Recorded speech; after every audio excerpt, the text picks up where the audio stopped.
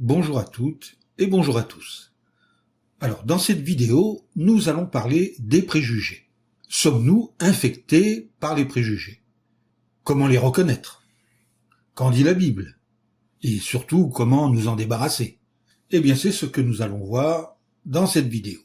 Allez, c'est parti!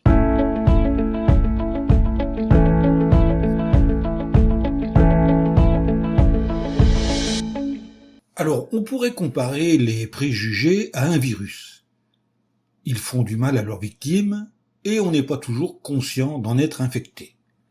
Et oui, on peut être porteur sain de préjugés. Les gens peuvent avoir des préjugés en raison de différences de nationalité, de race, de tribu ou de langue, ou encore de religion, de sexe ou de classe sociale. Alors, se pourrait-il que nous soyons infectés par le virus des préjugés? Il faut bien le reconnaître, en général, c'est très facile de dépister ce virus chez les autres, mais c'est bien plus difficile d'admettre que soi-même, on a des préjugés.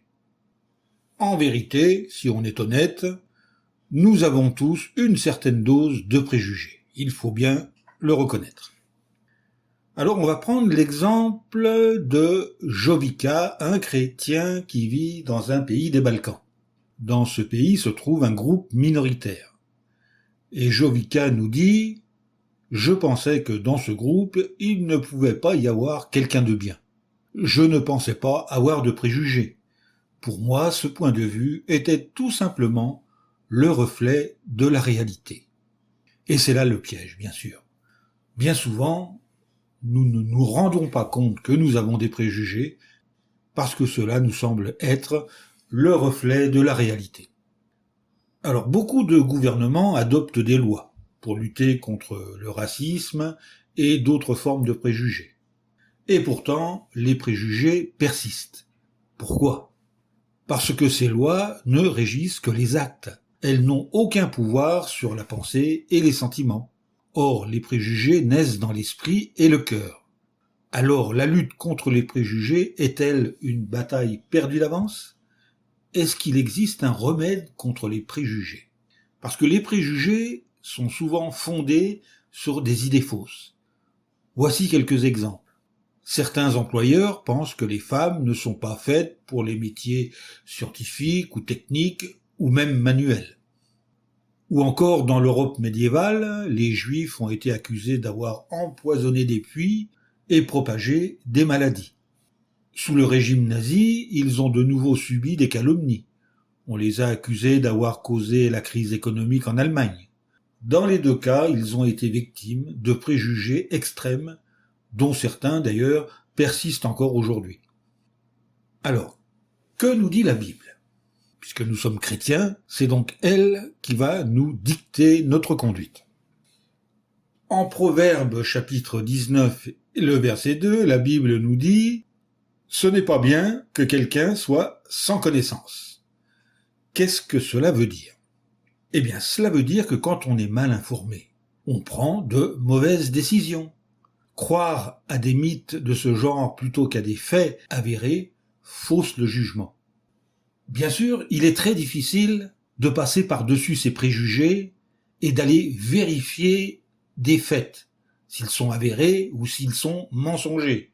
Le problème, bien sûr, c'est que si nous nous rendons compte que ces faits sont mensongers, nous risquons d'être obligés de changer d'avis.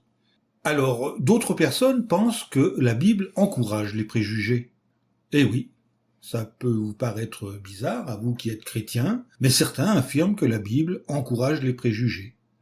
Alors, qu'enseigne-t-elle en réalité, puisque nous allons mettre ce préjugé à l'épreuve?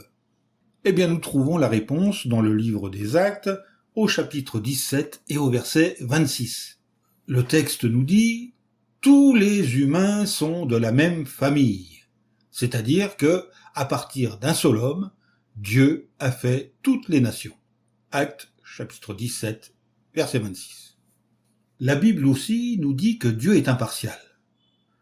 En Actes, chapitre 10, versets 34 et 35, elle nous dit, en substance, « Dieu n'est pas partial, mais il approuve toute personne qui le craint et qui fait ce qui est juste, quelle que soit sa nation. Vous pouvez lire le texte entier dans votre propre exemplaire de la Bible.